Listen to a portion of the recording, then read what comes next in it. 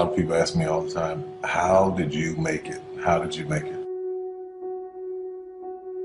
In my life, there have been lots of doors that closed. There I was homeless, there I was struggling, there I was hungry, trying to get this play off the ground. And I knew I had an idea, I knew I had something special, I knew I had something different. Nobody would invest in it. And every time I'd ask people, they would lie to me. They would, no, you don't have anything special, that's not going to work, who do you think you are?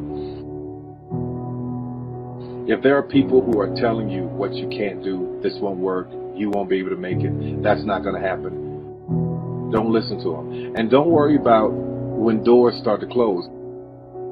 In my life, God closed every door on me. I went to a lot of different people that could have helped. God closed all of those doors in the beginning. Sometimes in life, God wants your story to be such a miracle that He shuts down every avenue. Every door will be closed so that you can only go to Him for the answer. There is not one person, not even myself, that can claim that they made all of this happen for me. So many things had to fall in place. Me as a human being, I couldn't do it. I had to be in the right place at the right time, on the right street, on the right day. There is a strategic plan on your life when you pray and believe. Everything that is supposed to happen in your life will happen. If the doors are closing, there are times when it's God closing doors like a maze so that you're forced to go one way and only look to Him to know that it was Him that blessed you in your life. It was nothing but the grace of God. Nothing but the grace of God. You could go around giving your business card to people. You can go around knocking on doors and auditioning. You can do all of that every day of your life.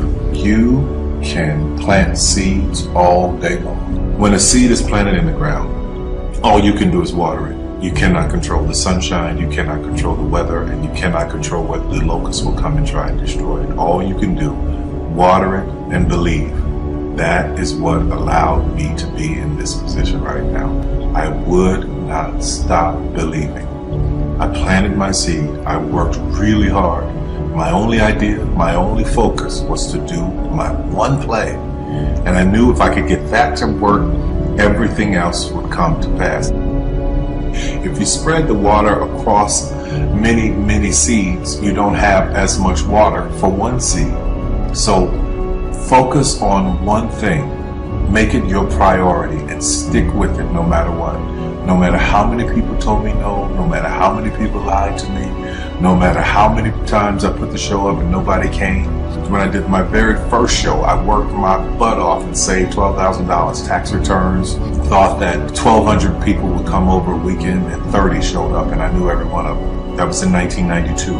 93, same thing happened. 94, 95, 96, 97, up until 1998. Same devastation, nobody showing up in the audience. But I didn't stop. That didn't deter me. You cannot stop believing in any way. No matter what anybody says, no matter what anybody tells you, you have to know it beyond knowing it. When something's for you, there's a feeling that is deep down inside of you that will not allow you to let it go. It will keep you going when you can't even keep yourself going, because there comes a time in your life where you've worked and you've stressed and you tried to get there and you couldn't on your own, but you have a dream. And that dream has to take on the belief for you, because you can't do it by yourself. Don't stop. Narrow your focus to one idea, one, and make it work. That will give birth to all the others. All you can do is plant the seed and water it. God Himself has to give the increase. Only God can make the sunshine. Only God can bring the rain. But if you've planted the seed, then you've done your part. Anything you want is possible.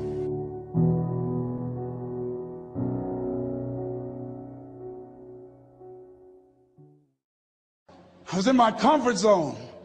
I was doing just enough to get by. I was working on a job. They paid me just enough to keep me from quitting, and I worked just hard enough to keep from getting fired. How many know people like that? Blink your eyes if you understand what I'm talking about.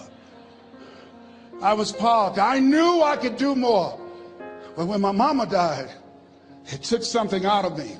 When I went through a divorce, it took something out of me. When my best friend died, it took something out of me. I paused. And somebody said that life is like an onion. You have to peel it one layer at a time. And sometimes you cry. Life's going to happen to you when you have a dream. You're going to get slapped around. And don't take it personal. Don't ask, why did this have to happen to me? Why not you? Who would you suggest? You want to give us some names, some email addresses? And don't tell everybody. 80% don't care and 20% glad it's you. It's called life. Suck it up and move on. Get over it.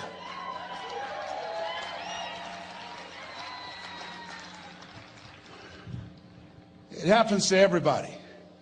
Here's the other thing: as you look at your goals and look at your dreams, when you're going through some stuff, repeat out to me, please. When things go wrong, don't go with them. Yes, write that down. When things go wrong, don't go with them. When you're working on a business deal, you're counting on some money. Someone said you will get the loan, and it falls through. You have an event, and the people that you thought would be there and support you, they don't come through. Or someone turns against you, or you get ripped off. It's going to happen to you. Happened to me. Someone stole all my products, my database, over 180,000 names and addresses. It's not personal. It's going to happen to everybody. It does. 8 out of 10 millionaires have been financially bankrupt. Walt Disney had 7. He filed bankruptcy 7 times and had 2 nervous breakdowns. It's called life. But I got a saying: when life knocks you down, try and land on your back, because if you can look up, you can get up. You've got the power in you to do that. You've got something special. You've got comeback power. Here's the other thing. Let us say together, it's possible. It's necessary. It's me. Yes, write that down. It's me. Take ownership for your life. Nobody can live your dream for you but you. Nobody's going to take care of your business like you. Stop coming up with excuses. Don't give yourself permission to continue to live a small life. You can't fit a big dream into a small life. Give yourself permission to go for it, to test yourself, to challenge yourself, to live full. I like the saying, always strive to get on top in life, because it's the bottom that's overcrowded. The reason you're here is because there's something in you that says, I can do more. This just can't be it. There's something in you. There's a calling on your life. There's something in your heart that caused you to get dressed and spend the money to go to seminar after seminar and listen to message after message and speaker after speaker. Because there's something in you that tells you this is not it for you. You have not peaked here. There's more in you that you are expressing. Eye has not seen, ear has not heard, nor has entered the heart of mankind what's in store for you if you challenge yourself, if you persist and persevere, if you take ownership for your life. George Bernard Shaw said the people that make it in this life, they look around for the circumstances that they want, and if they can't find them, they create them. Create what you want. You have the power in you to do more than you can ever begin to imagine, to control your destiny, to make a difference in our children, to make a difference on the planet, to make an impact. Let us say together, it's me. And let us say together, it's hard. Say it like you know it. Say, it's hard. Ladies and gentlemen, it's hard. There are people who have seen their retirements taken away from them by the corporations that they work for. They were within 2 or 3 years of retiring, and they had it taken from them. The #1 entrepreneurs in this country now are senior citizens. The #1 employer, #2, McDonald's and Walmart. And there's nothing wrong with those jobs. I guarantee you those people did not have a plan to end up living their lives at the end of life with those types of jobs. And they didn't have a plan like you have and while you're investing in yourself, not to. And it's hard. There are people making choices between purchasing prescription drugs or paying for gas or a mortgage note. It's hard when you're working on a job for 20 years, 30 years, give them some good years, and then they come in and tell you, we've downsized. In other words, you're fired. And then you have to start all over again. How many of you know it's hard? Raise your hands, please. It's hard. And it's not fair. One of the things I like about T. Harv is he talks about work and investing in yourself. It's not fair when people are going up against that kind of stuff to tell them just think positive and be enthusiastic and everything will work out all right. Ain't that kind of party.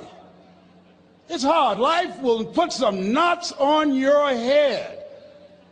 I bought my first home for my mother. I was rushing, didn't know what I was doing, and I bought a home that had a lien against it. And they called me, Mr. Brown, yes, there's a lien against your property. We need $55,000 if you're going to stay there. Wait a minute, sir. I just bought this home. The guy told me there were no liens against it. I'm not the one that owe you the money. You should have checked that out, Mr. Brown. Come on. I called my attorney. We followed up. Yes, Les, there's a lien against the property. But he told me there were no liens. He lied, obviously. Oh, my God. He told me he wanted to help me because he admired the fact that I was buying this home for my mother and that he was adopted, and he identified with me. Les, he suckered you. He played you, man. So what? Well, would they take payment arrangements? What about $5,000 a month? They want all the money, Les.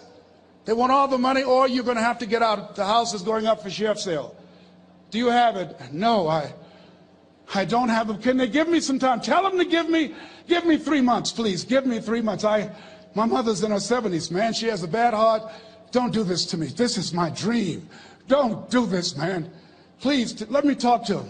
Les, I'm talking to their attorney. They don't want to talk to you. I've got to talk to their attorneys. Do you have the money? No. Will they give me 3 months?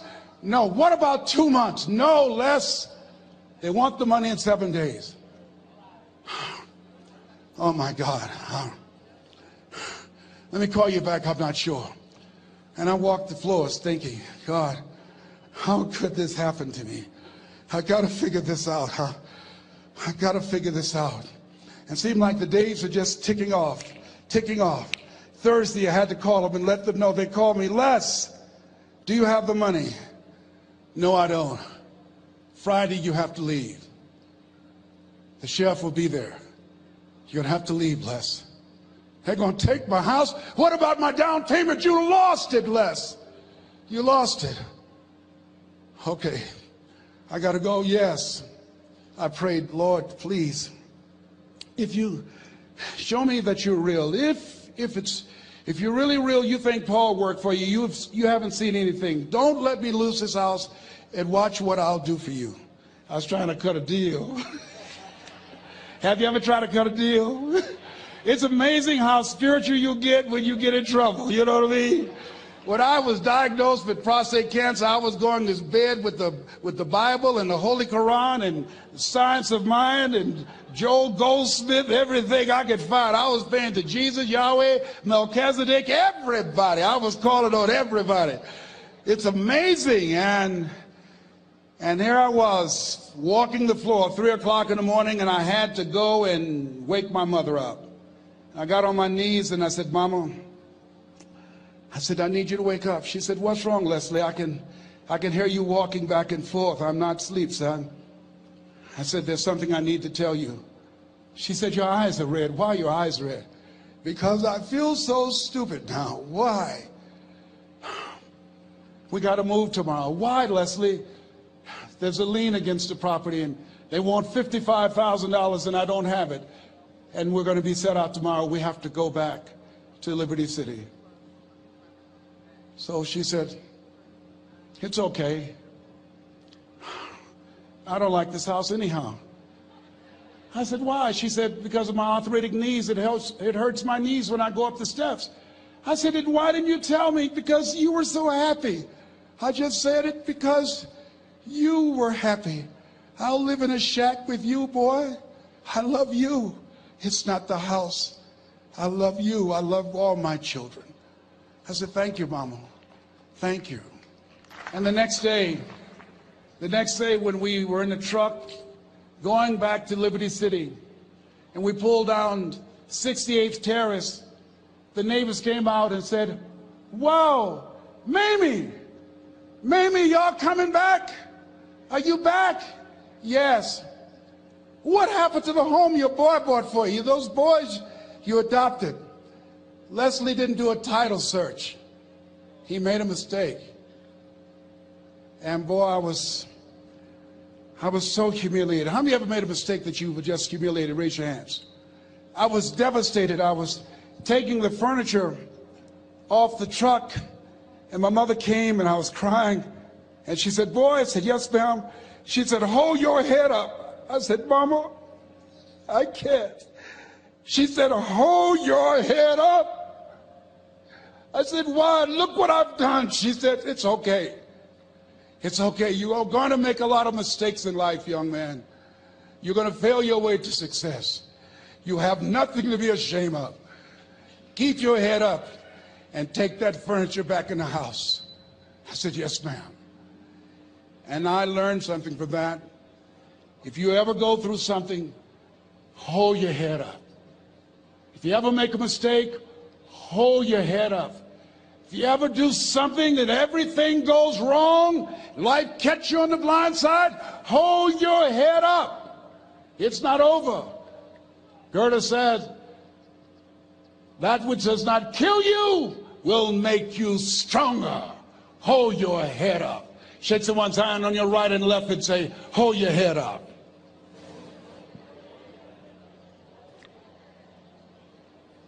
Here's something else, ladies and gentlemen. Repeat after me, please. You got to be hungry. Everybody together, you got to be hungry.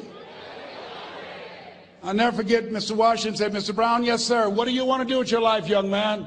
I said, sir, I want to be a disc jockey. He said, Mr. Brown? I said, yes, sir. He said, you got to be hungry. I said, what do you mean by that? He said, people that are hungry are willing to do the things today others won't do in order to have the things tomorrow others won't have.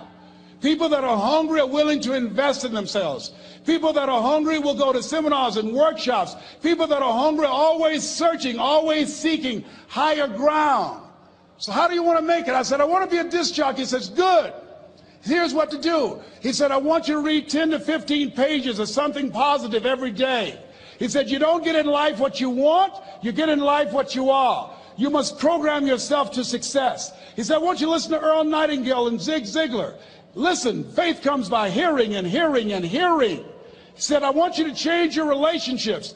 And I don't want you to ever lose your hunger. I said, what do you mean by that? He said, people that are hungry are unstoppable. People that are hungry are no matter what people. They make it happen no matter what. He said, I want you to listen to Paul Harvey. Who is he? He's the world's greatest communicator. Success leaves clues, young man. Always listen and follow people who are doing what it is you want to do at the level you want to do it, and learn from them.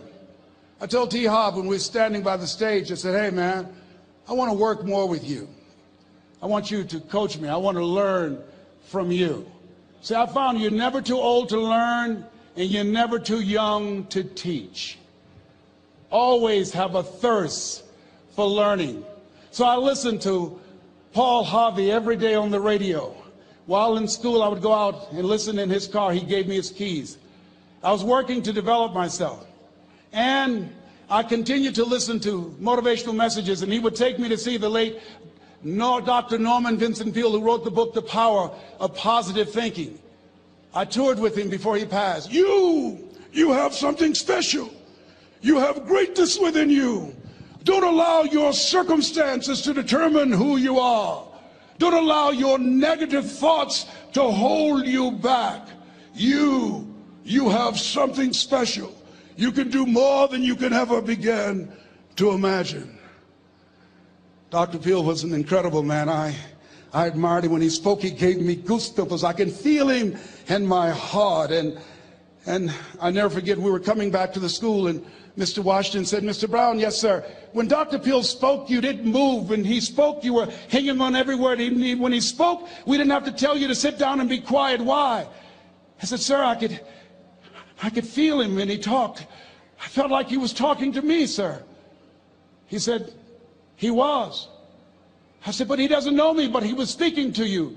Did you feel him in your heart? I said, yes, sir. He said, most people feel him in their head. If you felt him in your heart, he said, listen to him, son. Follow him, learn from him. And I would go to seminars and workshops. Anywhere I would find where Dr. Peel was, I would be in the audience. I would drive 200 and 300 miles just to hear him speak. And my dream and vision was to share the stage with him. I thought about it. What is your goal? What is your vision? I want you to hold it in mind. There's some power in that, because when I became involved in speaking, I never forget, I got a call from Og Mandino, who wrote the book, The Greatest Salesman in the World. He said, Les, I'm stuck in Philadelphia. I need to be in Kankakee. Dr. Norman Vincent Peale is appearing. I can't make it. I heard you're in Chicago. I said, yes, I am. Can you go and open for me? I said, yes, man. Oh, my God. Dr. Peale, I said, yes, I'd love to do it. And I went there, and I came. I said, hi, I'm Les Brown. He said, you're not the band of renown? I said, no, I'm Mrs. Mamie Brown's baby boy. I'm here to speak. He said, come backstage. And his wife, Martha, was there. And she said, Papa, Les Brown is here, the speaker. And he said, Les Brown, shoot for the moon. Because even if you miss, you'll land among the stars. I said, sir, that's my quote. I wrote you when I was in the 11th grade. I was a part of a special education class project. That's my quote. He said, I know. I end all my speeches with that quote. And Dr. Peel had a great sense of humor. A young man was backstage, and I had so many questions to ask him, and my mind froze up, and the young guy said, Dr. Peel, how old are you? And he was up in age. He said, Sonny, I'm 92. The young man looked at him and said, I don't know if I want to live to get 92. He said, that's because you've never been 91. So I did the things that Mr. Washington suggested. I listened to motivational tapes on a regular basis. I would go to seminars and workshops whenever Zig Ziglar and Dr. Dennis Wagley and Jim Rohn would come to town. And I said, sir, what do you want me to do now? He said, Mr. Brown, I've given you everything that I can give you. He said, develop your mind, put your money where your mouth is, continue to learn how to be an effective communicator, because once you open your mouth, you tell the world who you are. And always surround yourself with OQP, only quality people. So I went to apply for a job on Miami Beach. WMBM radio station. Milton Butterball Smith was the program director. Hello, Mr. Butterball. How are you, sir? My name is Les Brown, sir. I'd like to be a disc jockey. He said, young man, you have any journalism in your background? I said, oh, no, sir, I don't. You have any experience in broadcasting? I said, no, sir, but I practice all the time, sir. Let me audition for you, sir. Let me show you how good I am. All I need is a shot, sir. He says, no, we don't have any job for you. How many ever been rejected? Raise your hands, please. I was devastated. I went back and I told Mr. Washington, I said, Mr. Washington, they said no. He said, don't take it personally. Most people are so negative, they have to say no 7 times before they say yes. He said, you got to be hungry. Know your vitamin. Go back again. I said, yes, sir. Hello, Mr. Butterball. How are you, sir? My name is Les Brown, sir. I like to be a disc jockey. Young man, weren't you here yesterday? Yes, sir, I was. Didn't I tell you no yesterday? Yes, sir, you did. Then why are you back today? Well, sir, I didn't know whether or not somebody was laid off or somebody was fired, sir. Nobody was laid off or fired. Now, get on out of here. I came back the next day. Hello, Mr. Butterball. How are you, sir? My name is Les Brown, sir. I like to be a disc jockey. I know what your name is. Weren't you here the last 2 days? Yes, sir, I was. Didn't I tell you no the last 2 days? Yes, sir, you did. Why are you back? Oh, sir, I didn't know whether or not someone got sick or someone died, sir. No one got sick or died. No one was laid off or fired. Now, don't you come back here again. I came back the next day talking loud, looking happy like I was seeing him for the first time. I said, hello, Mr. Butterball, how are you? He looked at me with rage. He says, go get me some coffee. I said, yes, sir. My favorite book says, the greatest among you will be your servant. How many of you are serious about your goals and dreams? Raise your hands. Very good. Write this down. Provide more service than you get paid for. Provide more service than you get paid for. I go to a lot of seminars and workshops. And one of the things I know about T. Harv Eker, and when I was sitting in the class with Robert Ruppel and all of the other presenters, they hold themselves to high standards, and they provide more information than anybody else in the industry, bar none. They hold nothing back because their commitment is for your success. And when you hold yourself to high standards, write this down, impact drives income. That's why you're here. Because the training, the seminars, been making a difference in your life. If they did not have impact, 200 or 300 people would be here, if that amount. Impact drives income. So I became the errand boy for the disc jockeys. I would go get their lunch and their dinner, and I would bring it to them in the control room, and I'd watch them working the control boards, knowing my time will come. Write this down. I expect to reach my goal. Yes, you want to operate with a spirit of expectation. I expect to reach my goal. So I started preparing for the next position. Never forget one quote that I heard. As you look at your life, you look at your goals and dreams. It's better to be prepared for an opportunity and not have one than to have an opportunity and not be prepared. If you expect to reach your goal, prepare yourself now. And so then pretty soon, the guys at the station, they begin to take a liking to me. Write this down. Build relationships. As you're aware, people deal with people that they know, like, and trust. And so they would say, Leslie, yes, sir. Come here, yes. Come outside. Who did this? Oh, your car? Yes. Who cleaned my car? I did, sir. I would wax their cars on the weekend, inside and out. How much do you charge? Oh, nothing, sir. I just wanted to help out. I was providing more service than I got paid for. I was building relationships. They said, whoa, look here. Donna Ross and the Supremes are coming to town. The Four Tops and the Temptations. Here are my car keys. Pick them up for me. Take them to the Fontainebleau Hotel on Miami Beach. I said, yes, sir. I would drive them all over Miami Beach in their big, long Cadillacs. I didn't have any driver's license, but I was driving like I had some. Then one day, it was a Saturday afternoon. A disc jockey by the name of Rockin' Roger was drinking while he was on the air. It was a Saturday afternoon, and I was the only one there. Rockin' Roger got so drunk, he could not complete the show. He started slurring his words. He's about to fall off the chair. And there I was, looking at him through the control room window, walking back and forth, young, ready, and hungry. I was saying, drink, Rock, drink. Drink, Rock. I'd have gone and get him some more if he'd asked me to. Then pretty soon the phone rang. It was the general manager, and I answered the phone. I said, hello? He said, young boy, this is Mr. Klein. I said, I know. He said, Rock can't finish his program. I said, I know. He said, would you call one of the other DJs in? I said, yes, sir. I said to myself, he must think I'm crazy. I called my mom and my girlfriend, Cassandra. I said, y'all come out on the front porch and turn up the radio. I'm about to come on the air.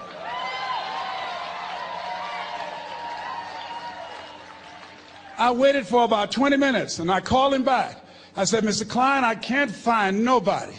He said, young boy, you know how to work the controls? I said, yes, sir. He said, go in there and segue the records, but don't say nothing here. I said, yes, sir. I couldn't wait to get old Rock out of the way. I put on a fast record. I said, look out, this is me, LB Triple P. Les Brown, your platter playing papa. There were none before me, and there will be none after me. Therefore, that makes me the one and only. Young and single and love to mingle, certified, bona fide, indubitably qualified to bring you satisfaction and a whole lot of action. Look out, baby, I'm your love man. I was hungry. I was hungry. Get old man a round of applause. I was hungry. I was hungry. You got to be hungry. Shake someone's hand on your right and left all around you and say, you got to be hungry. You got to be hungry. To get those dreams out of your head and step into your greatness, you got to be hungry. To get those ideas, that talent, that gift out of your system, you got to be hungry. To get up off the canvas of life and understand what Willie Jolly meant, that a setback is a setup for a comeback, you got to be hungry. People that are hungry are willing to do the things today others won't do in order to have the things tomorrow others won't have. How many of you got value out of what you've heard thus far? Raise your hands, please. Very good. I'd like to leave this with you. I don't know what your goals are. I don't know what you want to do. Here's what I know about you. You have greatness within you. Here's what I know about you. I can help you to live full and to die empty. I can show you what I've learned. If anybody told me that I would be doing what I'm doing now, I leave here today, I go to New Orleans and speak there, then I'll be flown to Barcelona.